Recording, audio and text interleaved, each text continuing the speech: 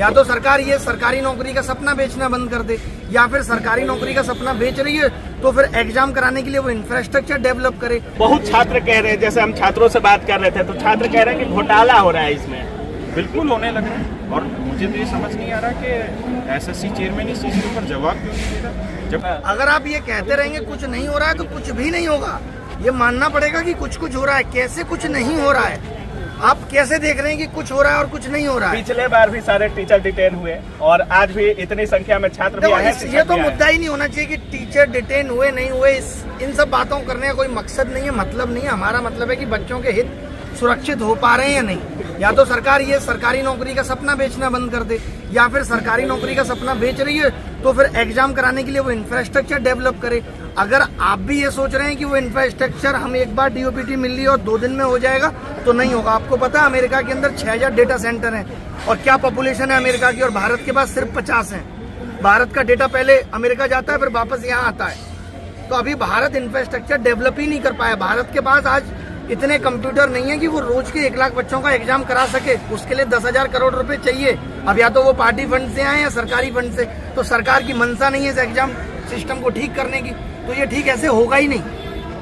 Sir पिछले बार आप मिले भी थे और चेयरमैन सर से भी मिले, आप चेयरमैन भी आपको समझाए हुए थे, बहुत बात भी हुई आप लोगों की। और आज आंदोलन है, छात्र भी आ गए हैं। आप कह भी रहे थे कि अगर नहीं मानेंगे तो छात्र को उतारना पड़ेगा।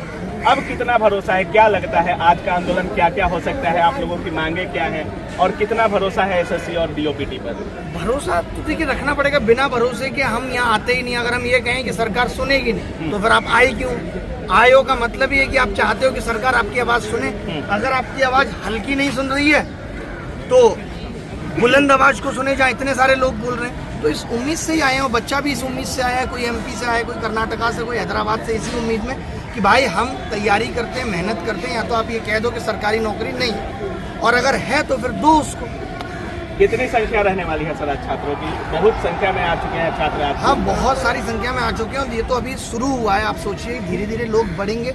ये दिखाता है कि लोगों के अंदर रोष है, लोगों के अंदर दर्द है, जख्म है। ये संख्या ये दिखाती है। ये सरकार को समझना पड़ेगा कि अगर इतने लोग एक सुर में एक आवाज उठा रहे हैं, इसका मतलब कहीं गड़बड़ है, तभी आवाज उठा रहे हैं। वरना 2022 में नहीं उठाई, 21 में नहीं उठाई, तब से तो झेलते रहे। और झेलने का असर ये हुआ कि आज सरकार इतनी असंवेदनहीन हो गई है कि वो सुनना ही नहीं चाहती। उसको लगता ही नहीं कि कुछ गड़बड़ चल रहा है। सर आप कह रहे थे कि केवल एडिक्विटी के चेंज होने से नहीं होने वाला है। बिल्कुल सच्चाई है। हाँ। एडिक्विटी के चेंज होने से क्या होगा? आप कैसे सोचते हैं? अगर कोई यहाँ कहे, इस बात का किसी के पास जवाब है तो बता दे कि एडिक्विटी के चेंज होने से सब कुछ हो जाएगा। सेंटर इंफ्रास्ट्रक्चर का सवाल है, तो इंफ्रास्ट्रक्चर भारत के पास नहीं है। टीसीएस उसमें क्या करेगा? टीसीएस तो बस 200-300 सेंटर को एक्सक्लूसिवली 5 साल की डील देकर बैठा है, इसीलिए उसके पास कुछ अच्छे सेंटर हैं। मुद्दा ये है सारे सेंटर उसके पास भी अच्छे नहीं है। जो सेंटर अभी एग्जाम करा रहे हैं, पिछले साल टीसीएस भी इनके थ्रू एग्जाम करा रहा था। बहुत आंदोलन किए सर, 7-8 आंदोलन आपने किया है और हमेशा आप छात्र हित में बातें करते रहते हैं। आज पहली बार हमको लगता है कि इतनी संख्या में दिल्ली छात्र एक जगह पर इकट्ठा हो रहे हैं। जी जी। क्या कुछ अलग देखने को मिलेगा या क्या होगा? तो आप लोग यहाँ से चले जाइएगा, क्या लिखित में चाहिए आप लोगों को? आपने वो सुबह से आप भाषण में भी सुन रहे हो, तमाम शिक्षक हैं जो और भी हैं जो स्टेज पे हैं, लीड कर रहे हैं, वो कह रहे हैं कि हम उठेंगे तभी जब हमारी सारी मांगे मान ली जाएंगी। तो जितने छात्र डिजिटली देख रहे होंगे उनको क्या कुछ बोलिएगा जो लोग यहाँ नहीं पहुँच पाए हैं? मैं तो यही कहना चाहता हूँ कि आपको भी आना चाहिए था, और नहीं आ पाए तो ठीक है, आप पढ़ाई करते रहिए, देखते रहिए, लोगों तक ये आवाज़ पहुँचाते रहिए। जितना ये आवाज़ डिजिटली हर जगह दिखेगी, पूरे सोशल मीडिया, टीवी चैनल्स पे दिखेगी, तो सरकार की मजबूरी बनेगी कि कुछ तो मानना पड़ेगा। सब कुछ नहीं, लेकिन कुछ तो मानना पड़ेगा। ठीक है, धन्यवाद। कुछ देखने को मिलेगा सर आज यहाँ? इतने दिन बाद आप लोग फिजिकली उतर चुके हैं और सबसे बड़ी बात आप लोग कह रहे थे कि छात्रों को बुला लेंगे। अगर डीओपीटी नहीं सुनता है, एसएससी नहीं सुनता है, रेलवे नहीं सुनता है, तो डीओपीटी में भी आप लोग मिलने गए। आज छात्र आंदोलन का क्या मतलब था? देखिए, 2 चीजें हैं। हाँ। जब हम मिलने गए थे तब हमने जो मांगे रखी थी, हाँ। और उसके बाद जो टीचर्स ने आगे सबूत दिखाए हैं, ये पूरे के पूरे वेंडर ही सेट हो रखे हैं या पूरी लैब ही सेट हो रखी है। और अगर 3000 वैकेंसी है तो 4000 लोग हैं जो पेपर सोलर बैठे हुए हैं, तो कंपटीशन पेपर सोलर में हो रहा है। तो मेरी सबसे पहली मांग ये है कि आप एग्ज़ाम को ठीक तरीके से कराइए, उसके लिए आप एडिक्विटी को बदलिए।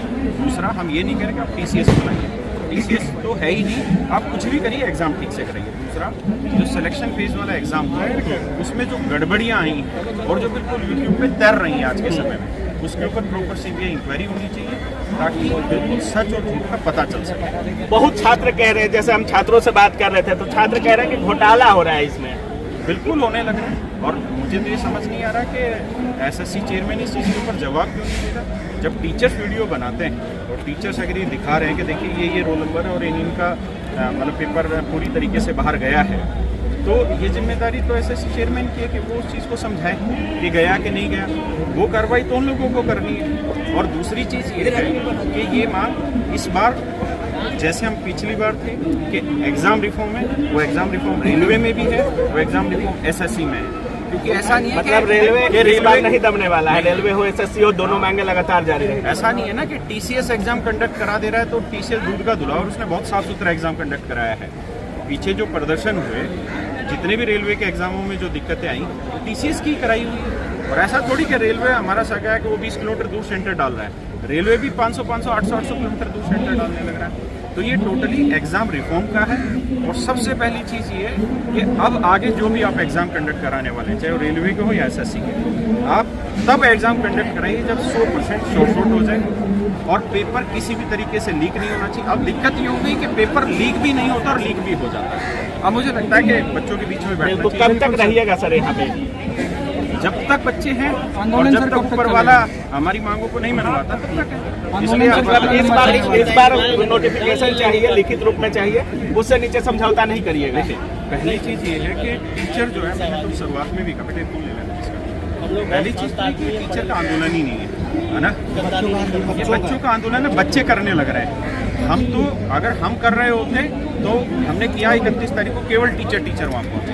ये स्टूडेंट्स का है, बाकायदा परमिशन लेके सारी चीज़ें तब ये काम किया गया। मुझे लगता है कि इसमें टीचर का कहीं दूर दूर तक का कोई रोल नहीं है। टीचर कौन है कौन नहीं है उसका कोई फर्क ही नहीं पड़ता, क्योंकि एग्ज़ाम बच्चों ने देना है। मेरी बात समझ रहे हैं? बिल्कुल। रोजगार उन्हीं के घर में जाना है, तो ये उन्हीं का आंदोलन और उन्हीं के लिए। छात्रों की संख्या लगातार बढ़ रही है और बहुत उम्मीद के साथ आज छात्र आए हैं। आपको कितना भरोसा है कि आज परिवर्तन होगा, कुछ सुधार होगा? भरोसा की जरूरत नहीं है। ये चीज़ तो बिल्कुल स्पष्ट है कि बच्चों को अगर टीचर आके ये क्लेम कर दे रहे हैं कि 3000 सीटें और 3000 सीटें बिक रही हैं, तो नेचुरल है, उसके बाद भरोसे की ज़रूरत है ही। उसके बाद भाई कौन ऐसा बच्चा है जो 2-2, 3-3 साल तैयारी करता रहे और भगवान के भरोसे बैठा रहे कि नहीं मेरे एग्ज़ाम में सुधार हो जाएगा। देखो यहाँ तो वो वाली हालत है, गरीब का कुआं है, पहले खोदो फिर मिट्टी छांटो फिर पानी। पिछली बार जब आप सड़क पर उतरे, डिटेन कर लिया गया और पूरे दिल्ली का भ्रमण करवा दिया गया और सबसे लेट आप छूटे थे, शायद 8-9 बजे रात में आपको छोड़ा गया था। आज तो ये सब डर नहीं है, राकेश सर, कोई डर तो नहीं है अंदर में? डर तो स्वाभाविक है, ये सभी बच्चों में भी होता है, सब में होता है, लेकिन डर के आगे बड़ी चीज़ ये है कि जो मांगे मानी जा रही है वो इतनी बड़ी है कि उसके आगे कुछ हो नहीं सकता, है ना। तो मांगे बहुत ज़रूरी है, इसलिए मुझे लगता है कि डर वाली, देखो ऐसा कोई नहीं है कि मैं ये कह दूं कि नहीं मेरे 20-30 डंडे पड़े और उसके बाद मैं डरूंगा नहीं। ये डर सबको लगता है, ठीक है। और मैं तो वो आदमी था जो उस आंदोलन में खड़ा रह गया, वहाँ एक जगह एक अकेला आदमी था जो खड़ा हुआ था। आज भी कुछ होगा तो वहाँ खड़े रहेंगे, इधर से उधर भी नहीं लेंगे एक इंच भी। मतलब जब तक छात्र रहेंगे, जब तक छात्रों की कार्रवाई नहीं होती है तब तक रहेंगे। लेकिन आप लोगों को भी, मीडिया को भी ये समझना पड़ेगा कि ये आंदोलन किसी टीचर का नहीं है, स्टूडेंट्स का है। क्योंकि जब टीचर करते हैं तो उनकी तरफ से एक ही जवाब आता है कि तुम्हारा धंधा नहीं चल रहा इसलिए तुम ये काम बिल्कुल। तुम्हारे कोर्सेज नहीं बिक रहे इसलिए तुम ये काम कर रहे हैं। तो इस बार बच्चे हैं, अपने आप देखेंगे, जवाब देंगे। ऊपर से सीट मिल जाती है। बहुत बहुत धन्यवाद। तो बाकी आप